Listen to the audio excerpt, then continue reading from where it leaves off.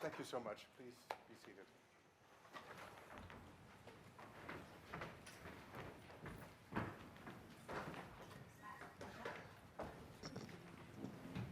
Welcome to the press conference for the first film in competition at the 78th pour le premier film qui était en compétition au 78e Festival de Cannes.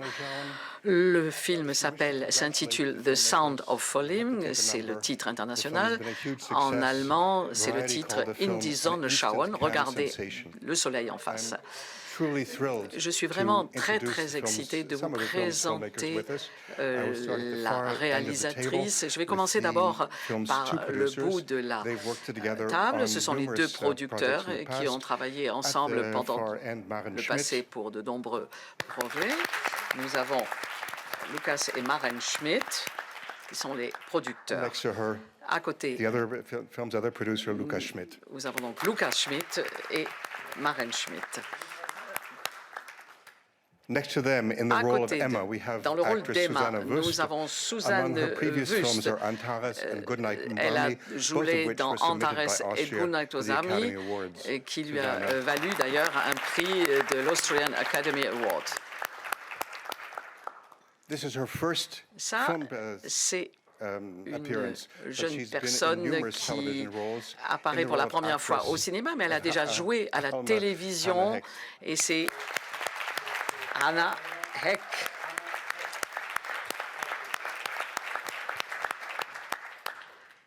Next to me, et puis, the film's director photography. À côté de moi, nous avons le directeur de la photographie qui a fait d'ailleurs la photographie pour le premier film de Mascha Selinsky, Fabian Gamper. Le premier film, c'était Die Tochter, la fille. Et dans le rôle d'Angelika, Lena Urzendowski, qui a eu le German Screen Awards pour le premier rôle de premier rôle pour une jeune actrice. Et pour finir, et c'est son deuxième grand film après The Girl, Die Tochter. Elle est co-autrice du scénario et elle est réalisatrice, et c'est Mascha Selinsky.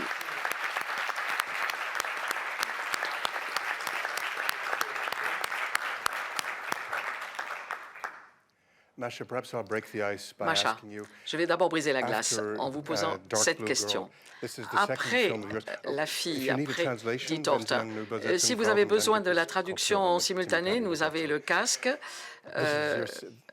Si je la pose en anglais, c'est peut-être pas nécessaire. Alors, est-ce que c'est une coïncidence que la fille, le premier film, c'était un film sur une enfant? C'était une coïncidence? Non, ça m'intéresse beaucoup, justement, l'enfance, parce que les enfants ressentent très vite des choses sur lesquelles on ne met pas les mots, et ils sont capables de ressentir énormément de choses et de découvrir des choses, et ils regardent le monde sans préavis, sans préjugés, sans idées préconçues, et ils sont capables également de regarder au-delà des concepts et de les remettre en question. Merci. Est-ce que vous pouvez nous expliquer un peu les deux titres, In die Sonne schauen, regarder le soleil, en face le soleil, et Sound of Falling? Pourquoi ces deux titres, et qu'est-ce que vous aviez en tête quand vous avez choisi ces deux titres?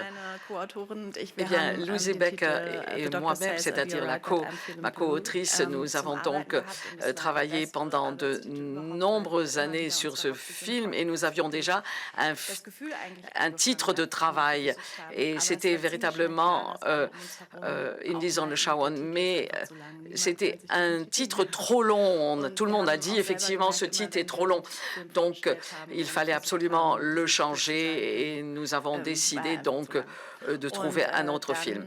Et puis après, nous avons Sound of Falling que nous avons trouvé comme titre et qui est parfait à mon avis parce que dans ce film, et c'est exactement de cela qu'il s'agit, on tombe d'une époque dans une autre, on tombe, il y a également des personnes qui tombent dans des pièces ou des personnages qui tombent. Donc, Sound of Falling, le son de la chute, c'était parfait. Alors maintenant, nous avons la première question ici au milieu.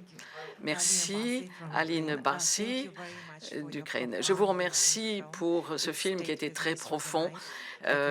Et ça m'a continué à me préoccuper pendant la journée, pendant la nuit. Ça a réveillé beaucoup d'émotions chez moi. Alors, donc j'ai beaucoup plus de questions que de réponses quand j'ai réfléchi au film. Donc, oui, il faut être inspiration. D'où vient cette inspiration? Parlez-nous donc de la musique, de la poésie, tout ce qui vous a peut-être inspiré pour créer ce magnifique film et pour lequel je vous remercie. Louise et moi-même, nous avons travaillé ensemble dans cette région de la Altmark et nous avons travaillé en même temps d'ailleurs à d'autres scénarios, chacune de notre côté. Et puis un soir, nous étions ensemble en train de boire un petit verre de vin pour nous détendre dans la soirée. Nous étions dans cette région et on se dit, tiens, c'est une région, on a l'impression que le temps s'est arrêté. On a l'impression que plus rien n'a bougé depuis 50 ans, personne n'avait modifié ou transformé cette ferme. On voyait exactement où le fermier avait planté sa fourche un peu avant de mourir. Donc, tout était vraiment très resté dans son jus. Et là, nous avons retrouvé une photo de 3 femmes des années 1920. C'était assez étonnant pour l'époque parce que on avait l'impression que c'était une photo instantanée. Et ces 3 femmes regardaient à travers la caméra, on a l'impression qu'elles nous regardaient, nous, directement. Et nous nous sommes demandé, mais qui étaient ces femmes? Et nous avons ressenti cette mélancolie qui pesait sur ces femmes, sur ce passé. Et nous nous sommes dit, alors, maintenant ça a disparu tout ça, mais on va essayer de creuser l'histoire. Et voilà comment on a laissé de côté le scénario qu'on avait commencé et on a recommencé à chercher et on a trouvé qu'il s'est passé plusieurs choses dans les mêmes pièces, les mêmes lieux. Et dans cette pièce, peut-être il y avait quelqu'un qui avait un portable et qui est en train de googler quelque chose. Et puis, il y avait une autre femme 50 ans avant et une autre encore peut-être 100 ans avant qui avait une vie complètement différente. Et c'est ça qui nous a véritablement inspirés. Et il y a un traumatisme qui traverse les générations et qui est inconscient chez nous. Donc, nous n'avons plus d'accès à ces souvenirs, à ces traumatismes. Mais il reste quelque chose dans le cœur, parce que finalement, c'est notre propre corps qui nous dirige et c'est parfois notre corps qui nous trahit. Une question ici au bord? Oui, je suis Randa Marine de Riders. Ma question s'adresse à Masha. Vous parliez donc de transfert intergénérationnel de traumatisme. Donc ma question, c'est ça. Est-ce que c'est possible de se libérer de ce traumatisme intergénérationnel? C'est le traumatisme peut-être qui a trait aussi à l'espace, au lieu où ça se passe, et également à l'histoire récente de l'Allemagne. Nous nous sommes posé cette question nous-mêmes. Non, ce n'est pas vraiment le lieu. Nous ne pensons pas que c'est le lieu. Alors évidemment, nous avons regardé quels étaient les traumatismes qui ont pu se passer, mais souvent quand on parle de traumatisme de nos ancêtres, on pense évidemment à la guerre, ça aurait pu jouer un rôle.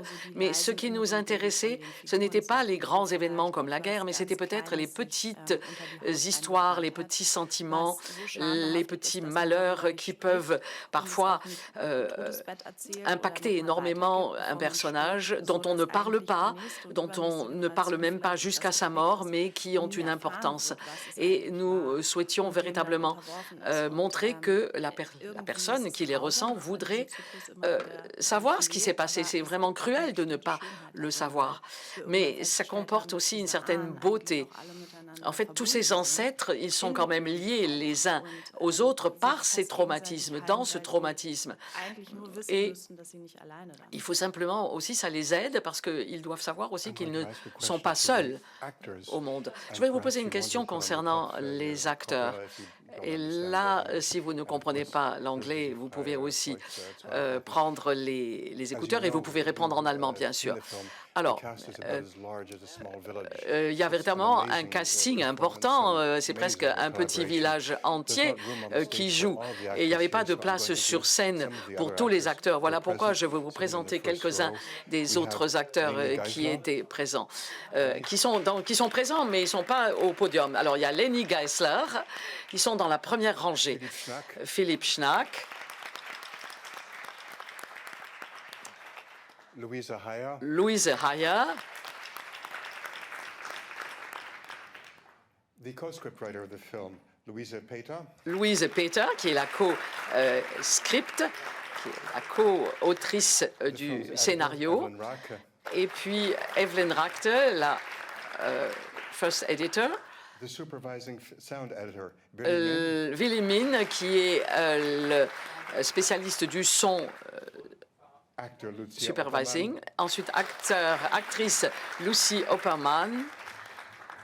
Acteur Konstantin Linderhorst, qui est également un des acteurs. Et Grete Kremer, actrice. Donc, ils sont tous là au premier rang. Je voudrais vous poser une question. Puisque ce film se passe à travers plusieurs générations, avec des échos de l'une à l'autre génération et d'une période à l'autre, c'est très important de connaître ce que vous jouez vous-même pendant ce segment du film, mais est-ce que c'était aussi important de savoir ce que d'autres acteurs jouaient qui correspondaient à votre personnage? Bien, écoutez, je vais commencer à essayer de vous répondre. C'est difficile de comprendre son propre traumatisme parce qu'on ne sait pas d'où il vient. Donc, je pense que c'est plus important de ne pas savoir ce qui s'est passé avant ni ce qui va se passer après, avant de le jouer, avant que sa propre histoire se passe. Parce que, bien évidemment, c'est presque impossible de se comprendre soi-même déjà. Ça serait même mauvais, à mon avis, de comprendre ce qui est arrivé à l'autre personnage qui porte le traumatisme que moi j'ai subi. Ça ne serait pas une bonne chose. Oui, le scénario que Masha et Louise ont écrit était suffisamment intelligent pour nous permettre de ressentir ce que sentaient les autres personnages et d'avoir un contact à travers le lieu. Et ça s'est traduit évidemment dans notre jeu. Donc, ça s'est tout simplement passé sans avoir été préparé, sans l'avoir répété. C'était la magie du lieu qui nous a donné cette force pour le jeu. Léna, je vais te poser une question. Masha, comment Masha a présenté le projet? Elle m'a envoyé deux textes et puis je voyais aussi le scénario et elle m'a envoyé de très longs textes sur un personnage, sur mon personnage. C'était un peu comme un journal intime et ça m'a permis vraiment de rentrer dans le personnage, de ressentir comme le personnage. Et ce qui était formidable, c'est que nous habitions très près du lieu de tournage. Donc ce lieu de tournage, il était toujours en nous, il était toujours présent. Et toutes ces histoires tragiques, ces traumatismes des générations passées, des femmes de cette génération, ça agissait sur nous. Oui, j'ai la même question pour toi. Masha, elle t'a présenté le film comment? Comment Masha t'a expliqué le film? Comment tu t'es préparée avec Masha pour ce rôle? Eh bien, moi, j'ai lu tout le texte. Et puis, il y a eu aussi beaucoup de conseils qu'on m'a donnés. On m'a dit comment bien apprendre. Et par exemple, un personnage comme ma maman, et elle joue l'autre rôle. Eh bien, donc, moi, j'ai joué avec cette personne, on s'envoie un coussin ou une balle, et on s'envoyait un coussin ou une balle en jouant et en même temps en apprenant le texte. Donc, c'était une façon de nous permettre de mieux apprendre le texte. Et tout ça, c'est évidemment rentré dans ma tête. Alors, il a fallu en plus que Anna apprenne le Plattdeutsch. Le Plattdeutsch, c'est un accent du nord de l'Allemagne, et c'est incroyable. Il y a beaucoup de textes que Anna doit dire parce qu'il y a du voice-over, et elle a appris ce dialecte, ce Plattdeutsch formidable, de manière formidable. Elle a appris ça par cœur et elle a vraiment été extraordinaire. Merci. Il y a une question là à droite. Merci pour ce grand film. Il est très beau. J'ai une question qui est importante aussi pour l'histoire. Moi, j'ai trouvé que c'était très impressionnant la façon dont le jeu de la caméra est subjectif. Il y a beaucoup de femmes, 4 différentes générations, mais il y a beaucoup d'autres figures qui sont très intéressantes, et on saute évidemment d'une période à l'autre pour savoir ce qui s'est passé et quels sont les rapports entre les gens. Mais je voudrais savoir pourquoi vous avez choisi cette structure si complexe au lieu de choisir simplement un narratif pour faire comprendre peut-être le rôle des autres personnages. Alors, je réponds avec Robert Rosson, qui, en fait, c'est plus important de ressentir un film avant de le comprendre. Si c'est difficile à comprendre, ce qui était important, c'est qu'on ait ce narratif subjectif, et on peut vraiment faire confiance au public. J'ai vu parfois des films qui étaient très compliqués, d'autres qui n'étaient pas des narrations de A jusqu'à Z, avec une chronologie et une logique. Donc, c'est une façon également de dire on peut découvrir d'autres choses avec d'autres moyens dans les films. Donc, ce sont des films dans lesquels il faut rentrer, il faut se laisser immerger, et il faut rentrer dans la tête de ces personnages. Et cette façon radicale, subjective de nous montrer leur monde. Et puis, ça montre également la fonction de la mémoire, comment fonctionne la mémoire, comment fonctionne la perception. Et pour nous, c'était très important d'essayer de saisir cela pour avoir à la fin, au lieu d'une narration, un flux de mémoire,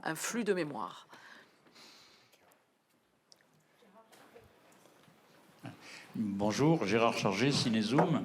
Moi, j'aimerais vous poser une question qui se rapproche justement du jeu des comédiens et de la technique employée. Donc, en même temps, pour reconnaître les époques, est-ce que vous avez eu beaucoup de travail au niveau du scénario, et ensuite, c'est quelque chose que vous avez travaillé au tournage et à la post-production? Et puis, les comédiennes, on disait tout à l'heure que vous étiez amusées. Est-ce qu'un film comme ça, on a une appréhension quand on va jouer des rôles aussi durs et aussi traumatiques? Donc voilà, c'est mes 2 questions que je voulais poser. J'espère que vous avez compris. Yes.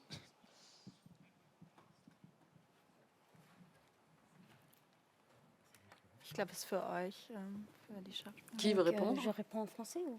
Si vous voulez, oui. Donc, je crois pour les acteurs, ou pour moi au moins, c'est toujours... ça m'intéresse de jouer des caractères qui qu'ils ont vécu en trauma, parce que ça m'aide à comprendre les différentes façons d'être un être humain. Et oui,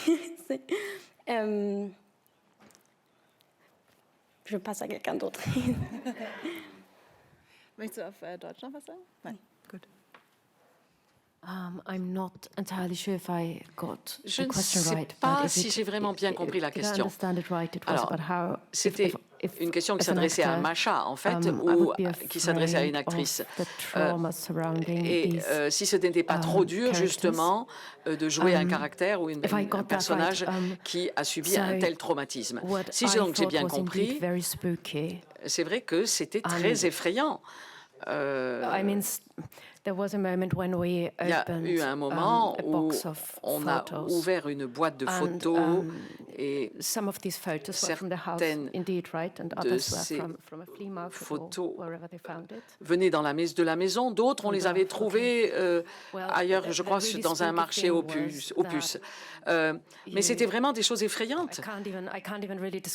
Je ne peux même pas vous le décrire, mais c'était l'atmosphère qui était effrayante. Et puis déjà dans la maison, l'atmosphère était tellement froide et il y avait ces photos. Donc c'est exactement ce qui se passe quand vous regardez le film. Ça va dans les deux sens. Moi, ça m'a vraiment beaucoup traumatisé, entre guillemets. Ça m'a beaucoup bouleversé. Et essayer de mettre les photos dans l'ordre, dans un certain ordre. Je ne sais pas comment on a fait, mais on a mis une de ces photos. Est-ce que tu te rappelles comment ça s'est passé? C'était la dame qui habitait dans cette ferme, cette photo. Et je l'ai choisie de manière instinctive et je l'ai mis en premier. Et ça m'a vraiment fait peur. C'était effrayant. Et on ressent l'histoire. Et c'est impossible de ne pas être touché par cela. Et une pièce, une chambre peut retenir l'histoire d'une personne. Donc j'ai trouvé ça très, très efficace. Et comme tu l'as dit tout à l'heure, être proche du lieu de tournage, c'était très, très important. C'était déjà la moitié du travail a été fait. Parce qu'on ressentait constamment le lieu, l'histoire du lieu.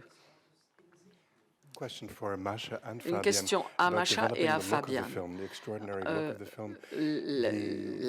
L'aspect du film, les lumières, les couleurs, la sensation de chaque période historique qui ressort si bien. Donc, en fait, il y a beaucoup de scènes qui se passent vues à travers une fente dans le mur, à travers un trou de serrure.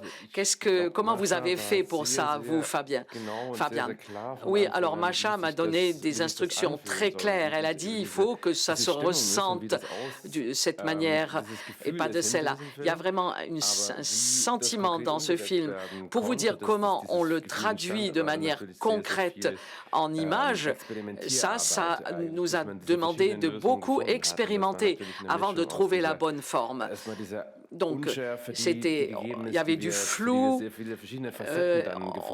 on a choisi différentes facettes pour essayer de montrer comment un souvenir peut s'insérer ou s'accrocher dans une tête, un souvenir de personnes qui sont mortes, par exemple. En fait, si c'est très, très ancien, le souvenir, eh bien, il devient de plus en plus pâle. Donc, on a essayé de rendre ça en images, mais on a réussi par énormément d'expérimentation. On a essayé un tas de différents objectifs. On a utilisé des caméras spéciales avec un trou. Et puis, on a vraiment tout mis dans un sac. On a tout regardé. On a fait le tri pour choisir ce qui se rapprochait le mieux de ce qu'on voulait montrer. C'est-à-dire, on a combiné en fait beaucoup de différentes méthodes et de beaucoup de différents trucs. On a choisi ce qui était le plus intéressant et on a évidemment réuni les morceaux qui étaient les plus parlants. Alors, et comment avez-vous rendu les différentes époques historiques? Eh bien, c'était déjà les costumes, c'était le casting, les différents acteurs, actrices. Mais pour la caméra, en fait, ça n'a pas changé grand-chose. On a essayé, au contraire, d'avoir le même œil, le même angle de vision. Parce qu'on n'a pas essayé de donner un autre style à la façon de tourner avec la caméra, parce que c'était une autre époque. Parce que les costumes sont complètement différents, la décoration est différente, les décors, les objets. Donc, on l'a tourné en y ajoutant ce sentiment d'un souvenir, mais on n'a pas une technique différente. Alors, oui, on a essayé de montrer quand il y a un témoignage impossible d'autres générations, d'anciennes générations, qui finalement se rencontrent, qui forment comme des petites rivières, qui forment un fleuve et qui représentent un souvenir ou une émotion. Et nous voulions que cela donne simplement cette sensation, presque fantomatique. Alors, et tout ça, ça a l'air de coûter très cher. C'est ma question qui s'adresse à Lucas. Mais vous l'avez, ça a été fait de manière très efficace. Comment avez-vous décidé de financer ce film? Quelles étaient les contraintes? Et Mara également, Maren, je vous demande aussi la même question.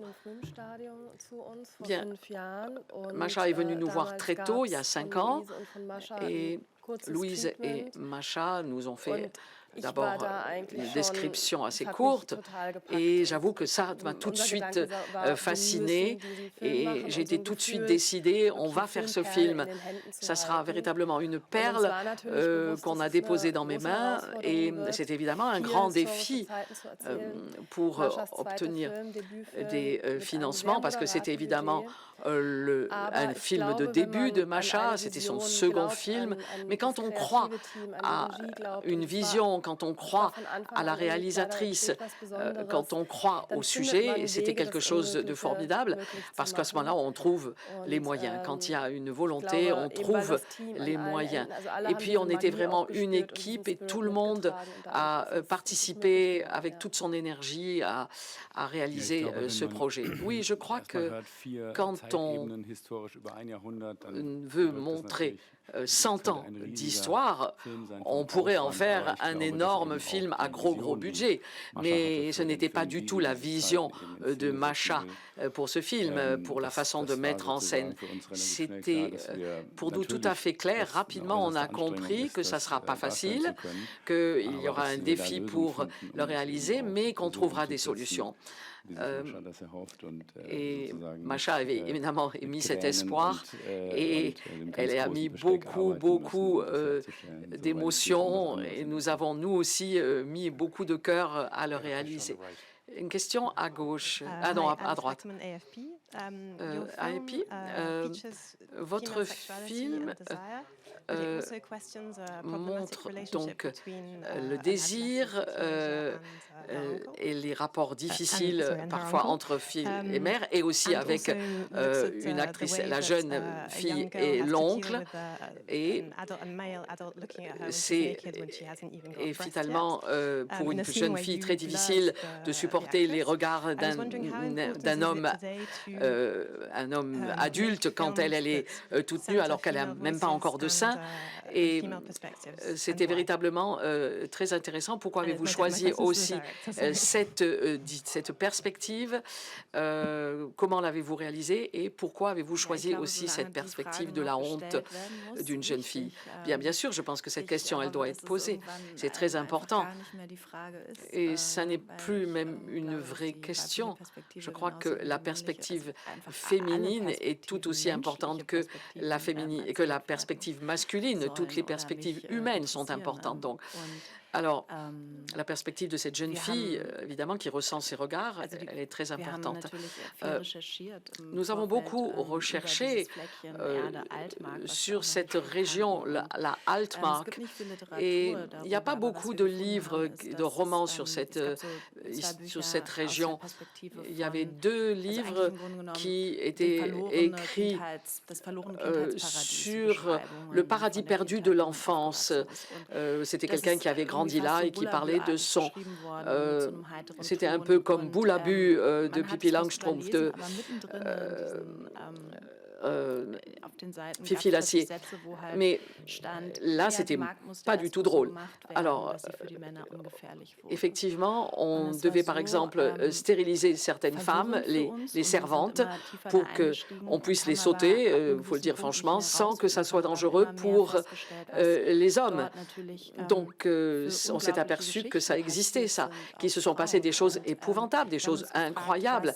Et là, nous nous sommes dit, il y a une phrase qui nous a beaucoup touchés, une servante qui a dit, en fait, j'ai vécu ma vie pour rien. Alors, je me suis demandé, et aujourd'hui, comment on survit au quotidien la vie de chaque jour quand on a l'impression qu'on gâche sa vie et qu'on vit sa vie pour rien. Une question là-bas à gauche. Bonjour, je vais poser la question en français.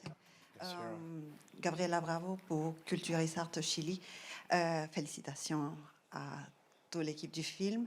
Et je voudrais savoir comment vous avez conçu le son dans le film, qui est une partie très importante, très déconcertante. Et là, c'est vraiment personnel. J'ai senti que dans le film, je suis partie me coucher en réfléchissant, en essayant de lier tous les points, voir si je comprenais tout. Et je sens que le son, il veut nous dire quelque chose et que personnellement, je ne savais pas si tout était lié ou pas du tout. Si vraiment, il faut regarder la mouche qui vole. Et dans l'autre scène aussi, ou franchement, vivre l'expérience et qu'il n'y a pas toutes les choses qui se connectent dans ce film. Merci.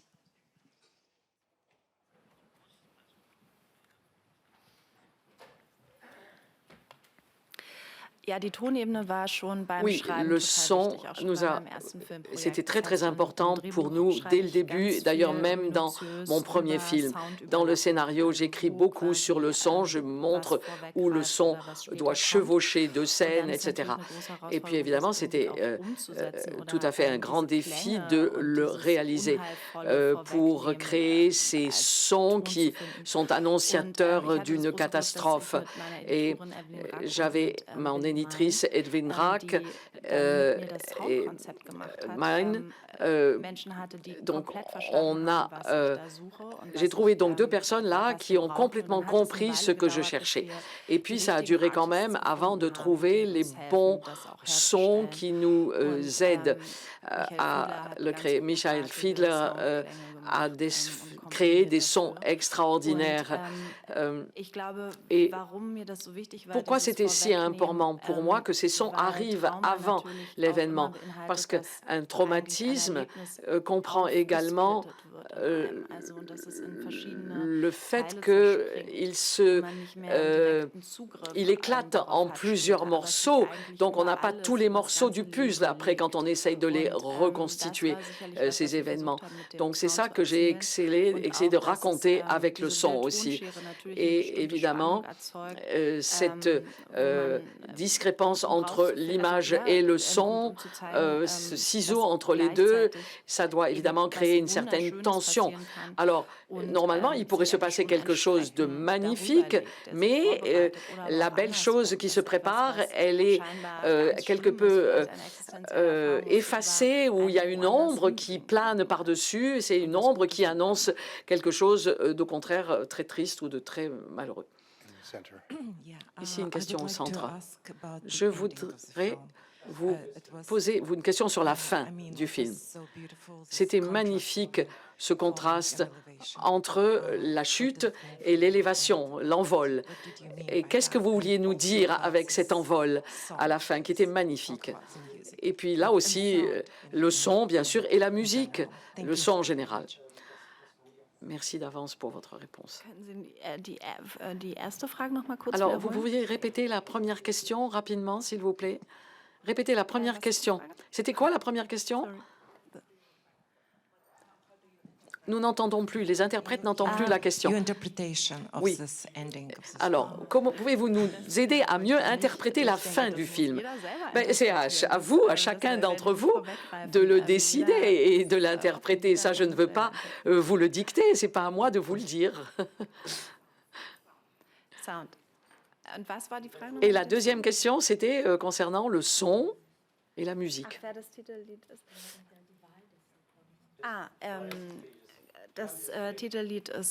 Oui, c'est Anna von Hauswurf qui a composé Strangers. C'est la musique du film. Et ce film, en fait, n'aurait pas du tout besoin de musique. Mais on savait quand même qu'il faut garder au moins un morceau qui reste d'une génération à l'autre et qui a une certaine signification, une certaine teneur. On a cherché longtemps et on a fini par trouver cette musique. Masha, j'ai une autre question pour le rapport au corps.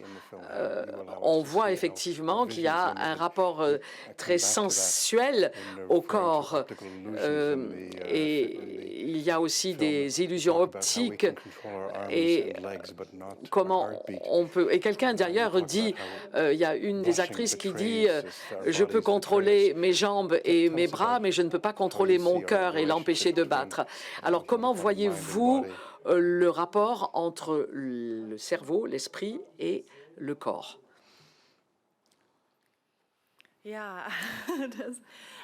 Qui commande qui? Alors, ça, c'est une question que Louise et moi-même nous sommes beaucoup posées.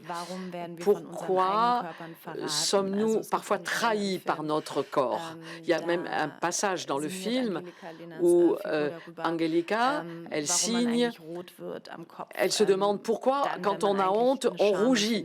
Et on rougit dans la figure, sur la figure, de sorte que tout le monde le voit, alors qu'on veut cacher ce sentiment. Et alors, c'est quelque chose qu'on voudrait cacher, mais tout le monde le voit parce qu'on rougit justement en pleine figure. Donc il y a toujours une ambivalence entre ce que nous souhaitons et ce que notre corps fait. Et Angelika dit aussi dans le film, enfin son personnage, elle dit... On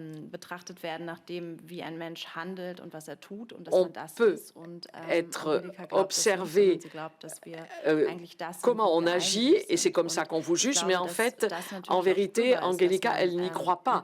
Elle dit, c'est au contraire, c'est ce que l'on veut. On peut faire quelque chose, mais penser quelque chose de complètement différent dans sa tête, vouloir quelque chose de différent, mais agir. Et c'est sur ces agissements qu'on est jugé. Et on a beaucoup de chance, parfois, quand les deux choses concordent, c'est-à-dire quand ce qu'on veut correspond à ce qu'on fait. J'ai entendu parler les douches magiques. Cette question s'adresse à Hannah Heck. À Hannah. Les douches magiques, qu'est-ce que c'est, Anna? Oui, c'est difficile de jouer un tel rôle, surtout quand c'est un rôle difficile qu'on m'a donné. Et Masha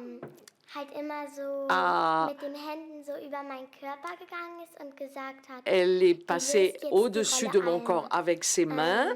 Elle est passée comme ça, avec ses mains au-dessus de ma tête. Et elle a dit, imagine-toi que c'est... que j'ai un seau, qu'il y a de l'eau qui tombe. Et après, j'ai réalisé évidemment que ce n'était pas vrai.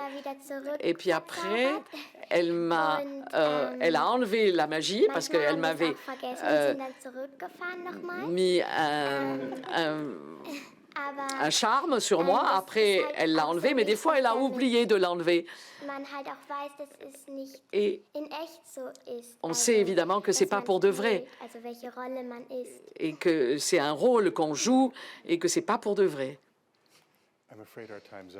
Mais je crois que malheureusement, nous sommes arrivés à la fin de cette conférence de presse. Mais je vous remercie. Je remercie la réalisatrice et ses acteurs merveilleux pour ce moment qu'ils nous ont consacré à la conférence de presse. Merci. Merci.